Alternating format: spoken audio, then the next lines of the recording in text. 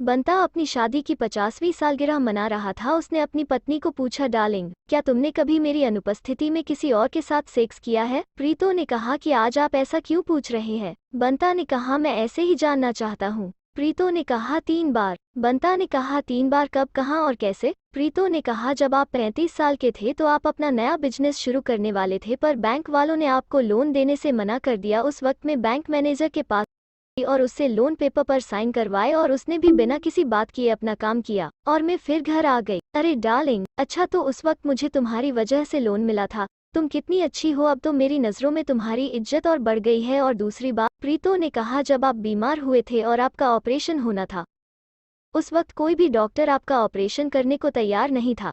तब मैं डॉक्टर संता के पास गई, पर उसने भी एक शर्त रखी कि अगर मैं उसके साथ सेक्स करूं तभी वो ऑपरेशन करेगा। मैं भी मान गई। उसके बाद आपका ऑपरेशन बिल्कुल सही हो गया और आप ठीक हो गए। बंता ने कहा, तुमने मेरे लिए इतना कुछ किया, तुम सच में बहुत अच्छी हो। और तीसरी बार? प्रीतो ने कहा, तीसरी बार जब, तब आपको याद होगा जब आप आखिरी बार गोल्फ क्लब के अध्यक्ष बनने वाले थे तो आपके पास 52 वोट कम थे।